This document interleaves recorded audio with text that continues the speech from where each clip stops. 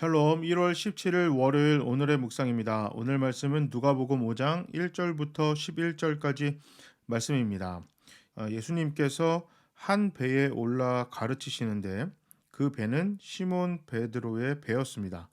말씀을 마치신 후 예수님은 베드로에게 깊은 데로 가서 그물을 던져서 고기를 잡으라고 명령하십니다.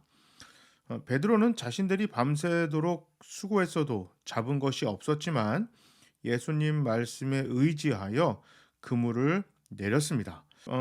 베드로는 갈릴리 바다에서 고기를 전문적으로 잡는 어부였음에도 예수님 말씀에 순종했습니다.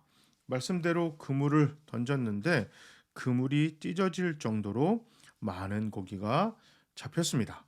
성경에서 하나님의 백성들에게 강조하는 것이 순종입니다. 하나님 말씀을 배우고 그래서 하나님 말씀의 뜻과 의미를 아는 것, 이것도 굉장히 중요하지만 뜻을 알고 뜻을 기억한다고 해서 그것을 그대로 우리들의 실제 삶에 적용하는 것은 전혀 다른 문제입니다.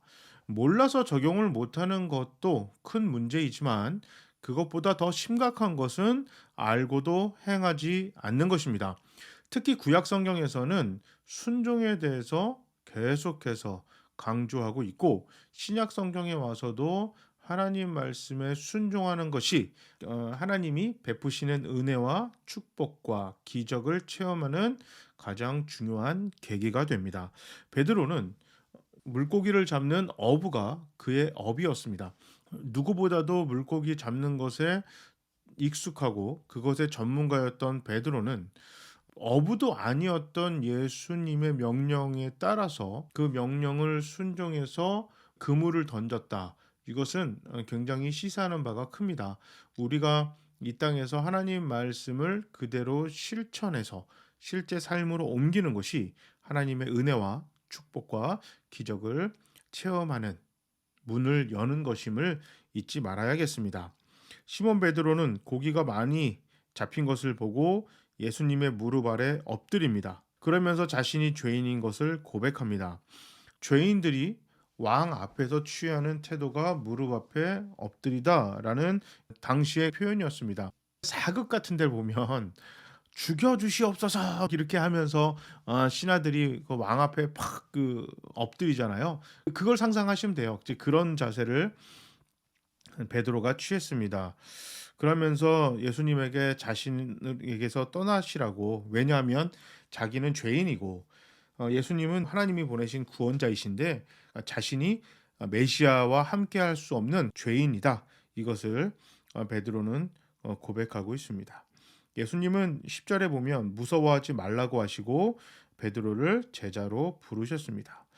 당시에는 제자들이 스승을 찾아다녔습니다만 예수님은 반대로 제자들을 찾아서 부르셨습니다. 주님께서 우리를 제자로 부르고 계십니다. 하나님의 자녀와 제자는 다릅니다. 자녀는 부모가 꼭 원하는 대로 하지 않아도 괜찮죠. 자녀이니까. 그러나 제자는 스승이 원하는 것을 하지 않으면 더 이상 제자가 아닙니다. 그렇기 때문에 성경에서 순종을 강조한다는 것은 하나님의 자녀가 된 사람들이 거기서 멈추는 것이 아니라 예수님 말씀을 순종하고 말씀대로 이 땅에 실천하면서 살아가는 제자로 성장하기를 하나님께서는 바라시고, 그래서 우리 모두를 제자로 또 부르십니다. 하나님의 자녀에서의 제자로 성장하는 우리 교회, 우리 모두가 되어야겠습니다. 그래서 우리 교회는 자녀들의 모임인 동시에 예수님의 제자들의 모임이 되어야만 합니다. 우리 모두가 하나님 말씀에 순종하고 말씀을 삶에서 그대로 실천하는 예수님의 제자들이 되어야겠습니다.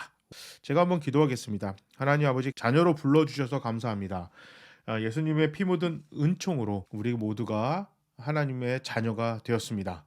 그런데 하나님께서 우리들을 제자로 또 부르십니다. 예수님의 말씀을 삶에서 그대로 실천하고 말씀을 그대로 전달하는 예수님이 기뻐하시는 제자, 또 예수님이 기뻐하시는 교회가 되겠습니다. 성령님 도와주시옵소서. 주님께서 우리를 향해 제자로 부르시는 부르심에 항상 응답하겠습니다. 예수님의 이름으로 기도합니다. 아멘.